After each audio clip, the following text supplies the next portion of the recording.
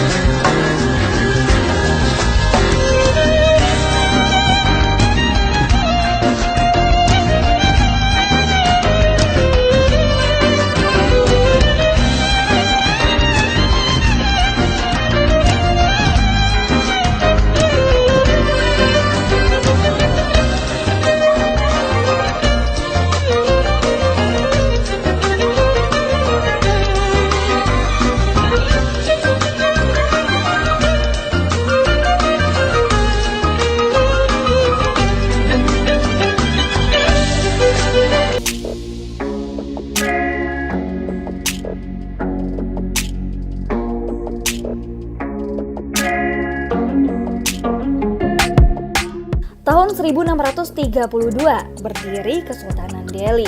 Lokasinya sekarang kita kenal sebagai Kota Medan dan Deli Serdang di Sumatera Utara.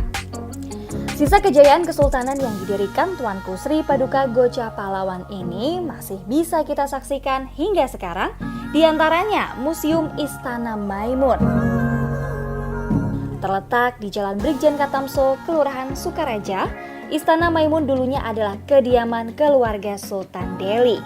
Istana ini didirikan oleh Sultan Maimun al-Rashid Perkasa Alamsyah yang merupakan keturunan Raja ke-9 Kesultanan Delhi. Dibangun pada 26 Agustus 1888 dan baru diresmikan pada 18 Mei 1891 dengan menghabiskan dana sekitar 1 juta gulden pada masa itu. Istana ini memiliki ornamen yang begitu cantik dan juga megah. Hal ini tidak terlepas dari perpaduan budaya banyak negara. Di dalamnya ada nuansa Melayu, Islam, Spanyol, Cina, India, dan juga Itali. Nuansa Melayu ditandai dengan warna kuning keemasan, ini sudah menjadi warna yang identik dengan suku Melayu.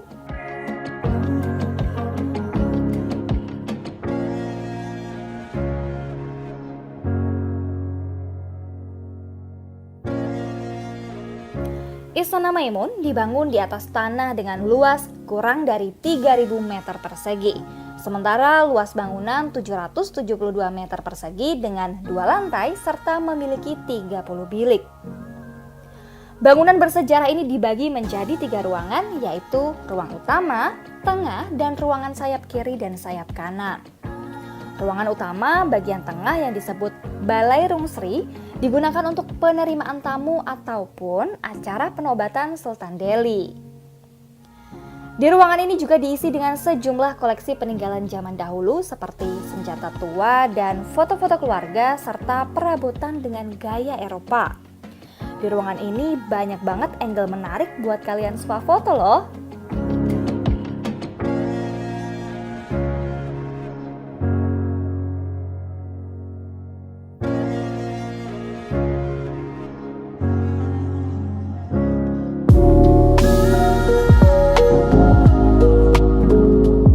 Sistem Kesultanan Delhi masih berlangsung hingga saat ini. Hanya saja peran kesultanan sebatas sebagai pemangku adat.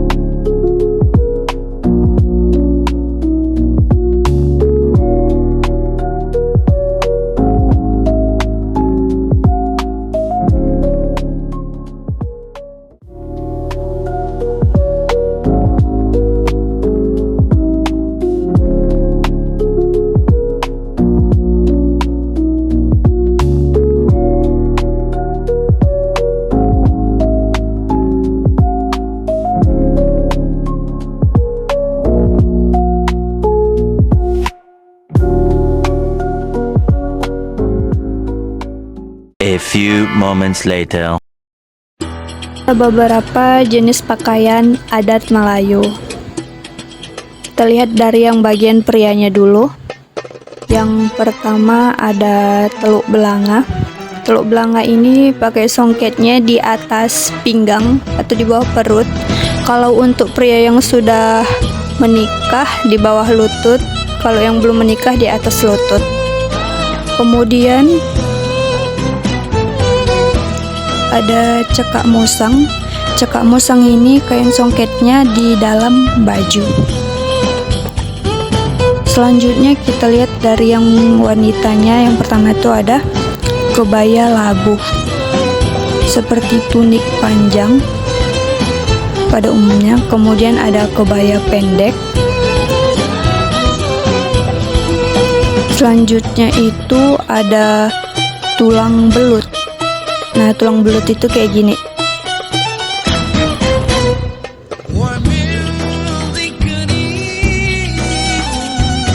Kemudian ada aksesoris pakaian Melayu. Di sini ada tanjak. Ini untuk pria biasanya. Kemudian ada songkok. Ada kain songket. Ada mahkota juga. Ada selendang. Kemudian ada aksesoris untuk wanita berupa kalung,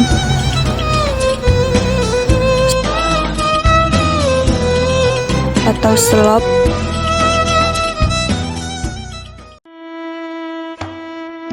Tarian tradisional dalam adat Melayu yang paling terkenal adalah Serampang 12 dan Zapin. Serampang 12 adalah tarian yang mengisahkan perjalanan cinta sepasang kekasih, mulai dari perkenalan hingga ke jenjang pernikahan. Zapin adalah tarian khas Melayu yang memiliki unsur religi dengan gerakan yang lembut dan harmonis. Kedua tarian ini sering ditampilkan dalam acara pernikahan atau acara adat lainnya sebagai bentuk hiburan dan simbol kebudayaan Melayu yang kaya. Pusaka Melayu.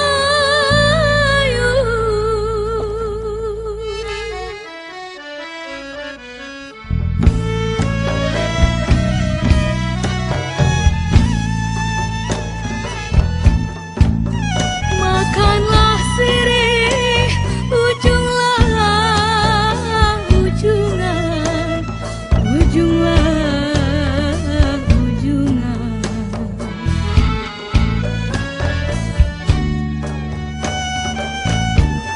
Sirih dimakan, hai beserta sana.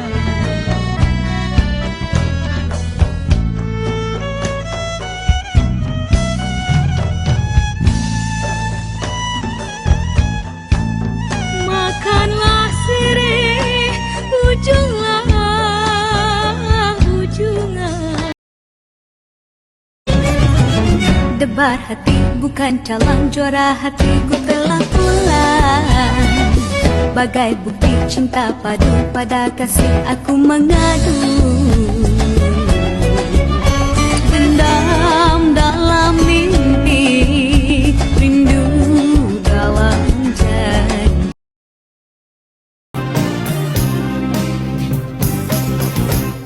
Adik pandang pada siapa? Kalau pada abang, hai gembira rasanya. Adik senyum-senyum, senyuman yang menggoda. Adik jangan bingung, kami belum berpunya. Abang lirik-lirik, melirik pada siapa? Kalau pada adik, melayanlah jawabnya. Abang genik-genik, genik mata buaya. Abang baik sikit, nanti ku pulas telinga. Merisik yaitu, pihak laki-laki akan menyelidiki dulu si calon perempuan dari segi tingkah laku, adab dan lain-lain. Kemudian, rombongan dari pihak pria lalu berkunjung ke kediaman calon wanita dengan niat untuk melamar. Tukaran tepak sirih adalah persembahan tepak sirih yang dilakukan dalam acara adat Melayu, seperti penyambutan tamu atau perkawinan. Tepak sirih melambangkan pembuka kata yang bermakna memuliakan orang lain dan bersifat pemberi.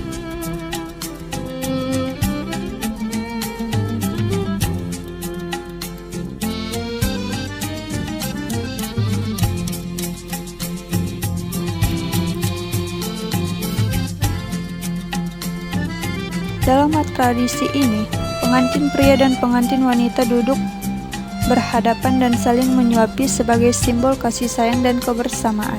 Kalau untuk rebutan ayam, merupakan salah satu tradisi lama dalam adat Melayu. Meskipun saat ini sudah jarang dipraktikkan, dalam tradisi ini seekor ayam utuh disediakan dan para peserta harus berebut untuk mendapatkannya. Namun cara merebut ayam ini tidak dilakukan dengan cara kasar atau saling tarik-menarik secara fisik.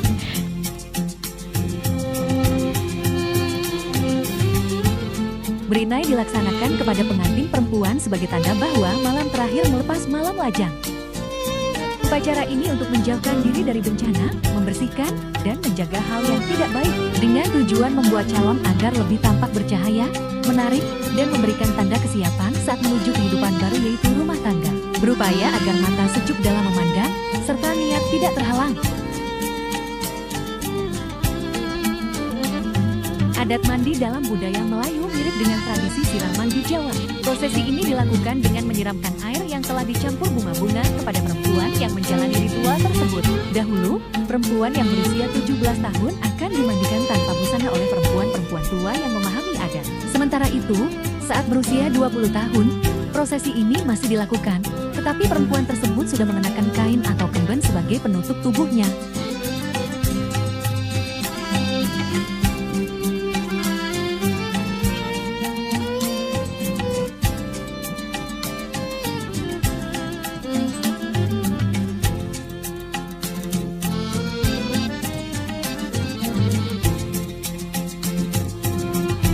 Tepung tawar merupakan salah satu adat istiadat dalam budaya Melayu yang dilakukan sebagai bentuk doa dan restu.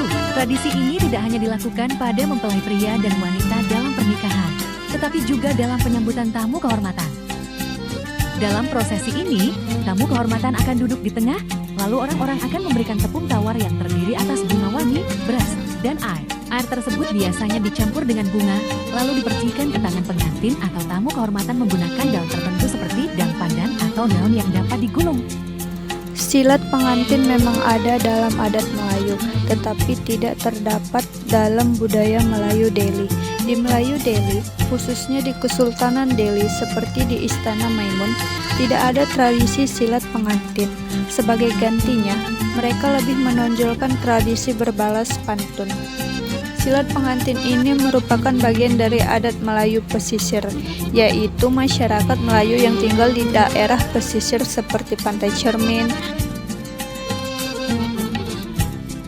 Tradisi berbalas pantun dalam adat Melayu adalah bagian penting dari berbagai acara, terutama dalam pernikahan.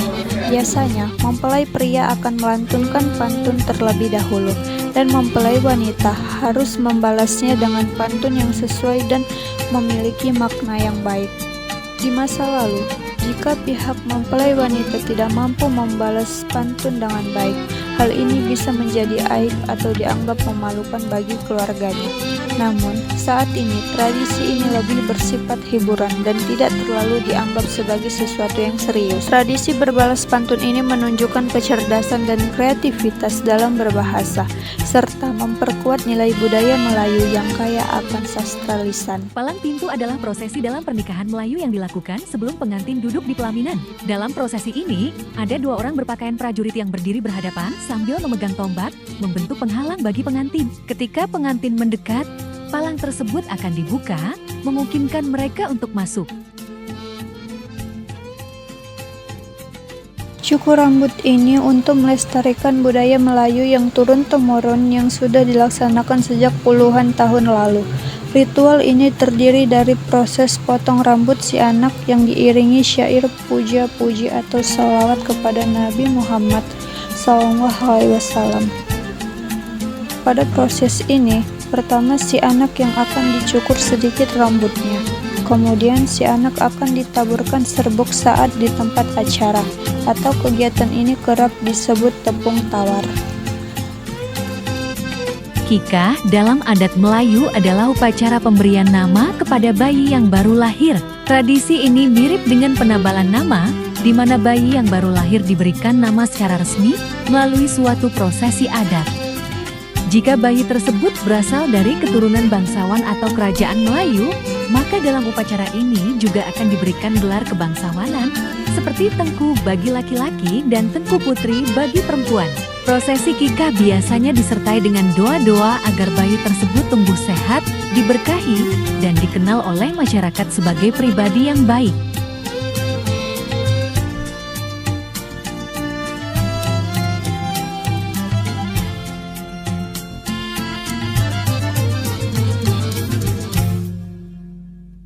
Sekian video penjelasan kami tentang budaya Melayu. Selamat menyaksikan. Bye.